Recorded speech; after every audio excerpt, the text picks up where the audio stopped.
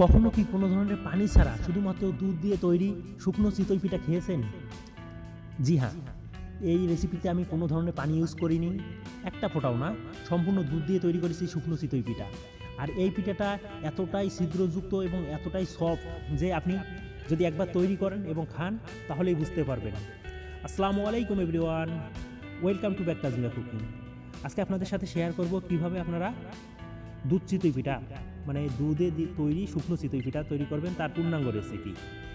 এই রেসিপির জন্য আমি প্রথমে নিয়েছি আনুমানিক 5 কাপ মতো চালের গুঁড়া। এই চালের গুঁড়া 5 কাপ দেওয়ার পরে আমি এর সাথে অ্যাড করেছি 2 কাপ দুধ। দুধটা একটু জ্বালিয়ে নিয়েছি, জ্বালিয়ে ঠান্ডা করে নিয়েছি। অবশ্যই দুধটা একটু গরম গরম অবস্থায় দিবেন। তারপরে যখন 2 কাপ দুধ অ্যাড করা হয়ে গেছে, আমি এটা ভালো করে মিক্সার করে নিয়েছি। মিক্সার করা হয়ে গেলে আমি এর সাথে অ্যাড করেছি স্বাদ মতন লবণ, 1 চা চামচ লবণ এবং সামান্য পরিমাণ খাবার সোডা। আপনারা ইচ্ছে করলে এখানে বেকিং পাউডার দিতে পারেন। এর সাথে আমি অতিরিক্ত অ্যাড করেছি ভাতটা অ্যাড করা হয়ে গেলে ভাতটা একটু মিক্সার করে নিয়ে আমি এটা ব্লেন্ডারে ব্লেন্ড করে নিব। এখন আপনাদের অনেকের মনে প্রশ্ন জাগতে পারে, আমাদের যারা ব্লেন্ডার নেই তাহলে কী করবে? আপনারা ভাতটা একটু বেটে নিন, যে কোনো মাধ্যমে বেটে নিয়ে দুধের সাথে একটু জ্বালিয়ে নিন, জ্বালিয়ে নিয়ে ডোর সাথে মিক্স করে দিন। এনাফ।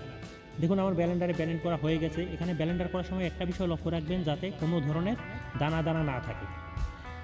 এবার ব্লেন্ড করা শেষে আমি এখানে আরও অ্যাড করেছি 2 কাপ দুধ।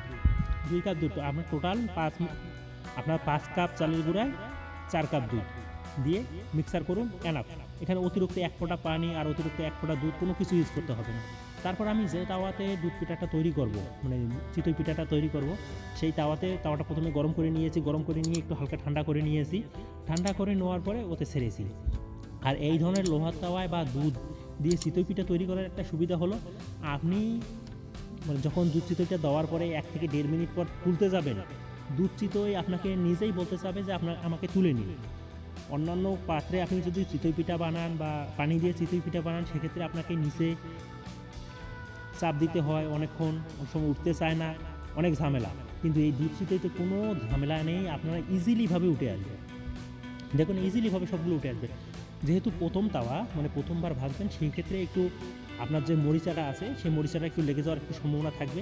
দ্বিতীয়বার থেকে আর কোনো লাগার সম্ভাবনা নেই।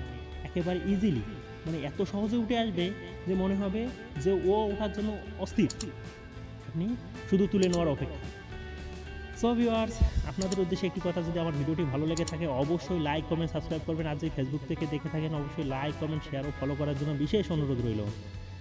আর আপনারা কী ধরনের ভিডিও দেখতে চান অবশ্যই কমেন্ট বক্সে কমেন্ট করবেন। আমি সেই ধরনের ভিডিও নিয়ে আপনাদের সামনে হাজির হব ইনশাআল্লাহ।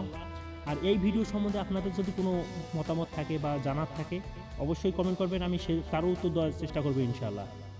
সো ভিউয়ার্স, দেখা হবে আরও সুন্দর কোনো রেসিপি নিয়ে। সে পর্যন্ত আল্লাহ।